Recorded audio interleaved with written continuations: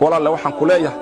kuma raya waxaan ka dalbayaa sin xariisa shariidka kooban oo aayadaha quraanka iyo axaadiista iyo qisaska islaamiga ku duuban yihiin cid aad gaarsiin karto dhan gaarsii inta kuugu jirto oo dhan la sheer garay fariintani maanta waxay tahay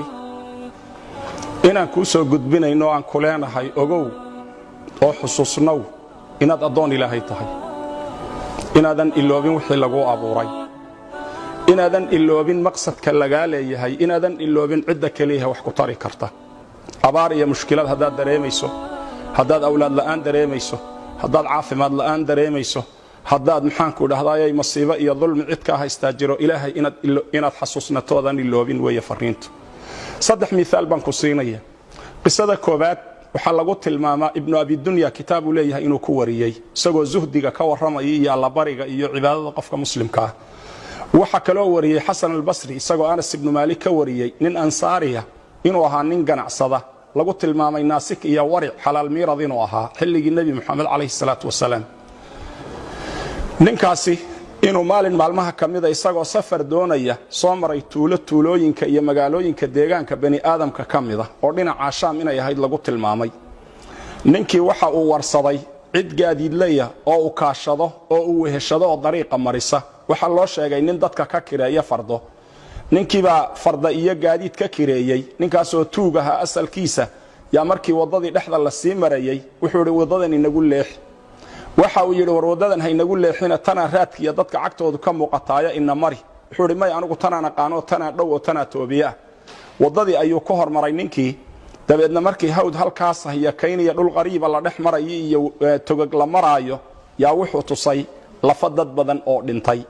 waxa uu ku yiri intaasoo aadama ah aniga ayaa dilay waxaana u qoonsaday inaan furto oo sidaan adiga maanta qaadicu dariiqa kuugu ahay aan maalkaaga iyo dhiiggaagaba banaysto wuxuu ku yiri maalka iska qaado laakiin dhiigayga ii badbaadi awlaadaydii iyo ehelkaygii aanu noqdo hooyadayba kaligay dhashay sidii loo hantaatici lahaa ayuu aad u calacalay wuxuu ku yiri inta aan dilayba hadal fiican way yiraahdeen qofna sakama maqal waxa uu yiri waxaan ku yiri war afar rakacadood intaan tukanayo ma ii kaadin kartaa mar hadaad dilayso markaas wuxuu yiri waxa tukataa intaad rabto waxa uu yiri waxaan bilaabay salaad waxaan isku dhaxwaday ducooyin iyo ayad quraan oo qalbigayga ku soo dhacaysay ayada quraankii waxay amman yujibul mudarra idha da'aa wa yakshifu as-su'a wa yaj'alukum khulafa al-ard ilahum ma'a Allah ayada qalbigayga ku soo noqnoqonaysay ducaduna waxay ahayd ya wadud ya dhul arshi al-majid ya fa'alu lima yurid ducooyinkaas ayuu akhriyay aghithni ya mughith wa aghithni buku al-ali ducada markuu akhriyay ya rakacadihiisa ku dhex jiray yaa wuxuu lusku la hortaagnaa warankii uu ku dili lahaa ayuu la hortaagnaayo dhaqso ayuu lahaa wuxuu u jeeday ninkii oo durbadiiba xagga dambe jaleecay oo dhinaca fiiriyay isagiina salaadii intuu ka baxay buu fiiriyay dabeedna waxa uu arkay nin faras wata oo aad u soo ordayo waadiga iyo toga dhinaca hoose ka soo socda waran ololayana gacanta ku wata ninkii ayaa ku dhuftay markaasuu ninkii dilay waa weydiiyay oo wuxuu ku yiri ilaah baan kugu dhaariyay yaa tahay wuxuu yiri anigu malag baanahay u xil saaran amman yujibu al-mudarra idha da'aahu wa yakshifu as-su'a wa yaj'alukum khulafa al-ard anigu dadka mudariinta wadooyinku markay ka xidhmaan dadka ilaahay u laabta dadka alla waafajiya inay ilaahay u noqdaan kuwaasaan anigu iska rabtaagaa buuri dabeedna wuxuu yiri yaa muqiith waqithni markaad lahayd albaabka koobaad ee samada gariiray markaas samadana lagu garaacayo garaaceedii ka fadhii weynay buu yiri markaas aniga la soo diray inaan adiga ku kaalmeeyo waaniga ku kaalmeeyay buu miyaan orod yara mar hadaan inta kugu soo ajiibon koogu imid qisada labaad waxay tahay wuxuu ka sheekeeyay adaaciya al-islaami dr aid al-qarani yaa wuxuu ka sheekeeyay fi qisasihi wa fi muhadarati mid kamida in acraabihi oo safar galay isagoo safaradiisii ku jira inuu la kulmay awr qooqan oo haa'ijaho jamalaho cidla jooga ah oo dadlayso khatara awrkii inuu ninkii caydsaday jabalku hadii ama awrku ku caydsadana ka bixi kari mayst awrkii baa wuxuu yiri waan la warwareegay markuu i qaban gaadhaba waanu jaray dabeedna waxaan arkay mar dambe anoo quustay ayaan arkay god afka soo kala haya godkii ayaan dib u galay anoo xagga wajiga dhulka u soo jeediyay banaanka oo banaanka soo xigsiyo islaha bal afkoon ha kugu cuno intuu lugaha kula dhici lahaa oo ku jajabin lahaa oo silcsan ka tagi lahaa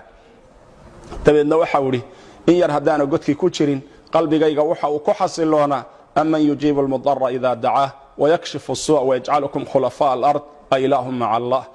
يا أمن يجيب المضطر يا أمن يجيب المضطر intaa waxaan ahayn waan iloobay buuri walaalayaal marka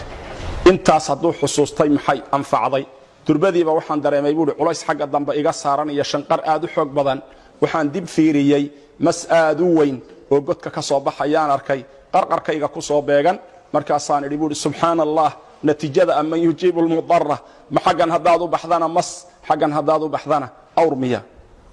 markaasaan wuxuu yidhi anigoo aad u naxsan aniga oo saan weyn layga jiiday ayaan godkii iska sii fadhiyey maskiibaa qarqarkayga soo maray awrkiibuu sanka qabsaday awrkii iyo maskiibaa isqabsado isla tuntay awrkiina maskii waa dilay maskiina awrkii wuu dilay labadoodiioo maydan 2 daqiiqo dhexdood soo baxay buuri oo naayir iska soo baxay anoo saalim ghaanima ah ilaahay iigu gargaaray aman yujiibu lmudarra idaa dacaa mithaalka saddexaada u dambeeya waxa uu yahay inuu ka sheekeeyey maxamed xasaan wuxuu idhi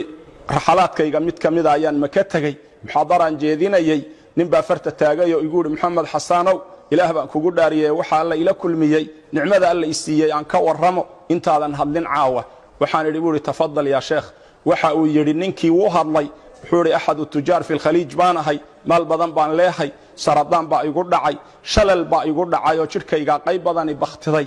waxa uu idhi noloshaydii baan ka quustay muqcid baan iska ahaayo sariirtaasaan iska jiifay maalin maalmaha ka midaba xajka oo aad loo xajiyayo yaan idhi buuhi tollaay maalintaan meel ka haystay oon taladiiyo tabarta hayey maanta talaan hayaa ee tabar baanan hayn shalayna tabar baan hayay ee tala maanan hayn maalkayga haddaan ka xajiyi lahaa maanta aan sidan u dhintay wuxuu idhi murugadani ima hayseen markaasaan wiilashaydii intaan u yeedhay ku idhi waryaada igeeya xajka igeeya baan idhi buuhi aniga oo doonaya rabbiga baydka iska leh inaan awooddiisa badan ku baryo inaan qurbi iyo dhowaansho intaan muujiyo tabartayda intaan tijaabiyo inaan ilaahay baryo albaab kale oo ii furan inuuna jirin waad garanaysaan taajir maal haysta wuxuu idhi jarmalka gee ingiriiska gee maraykanka gee faransiiska u dhig talyaaniga u dhig meel walba waa laygala soo qustay buuhi caalamka wixii dhakhtar ahaa oo dhan waan soo maray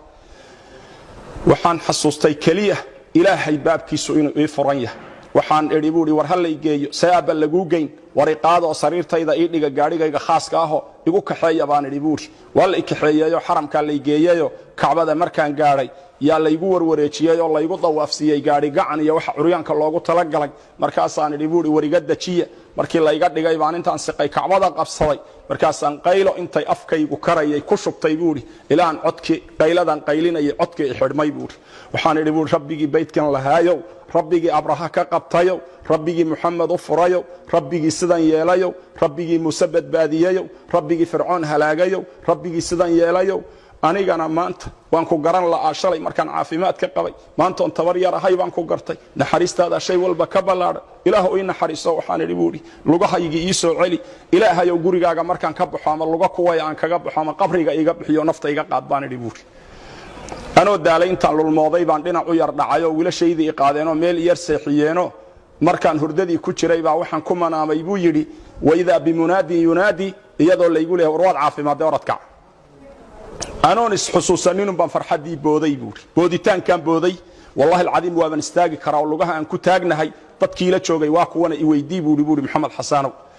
ilaahay marka ducada qofka mu'minka ah wuxuu kaga faydaa waxyaabo aanu tawaquci karin abaar iyo roob da' la sugayi iyo waxyaabo ka weyn baa qofku markay cidhiidhi la gasha ilaahay kaga faydaa subxaanahu wa tacaala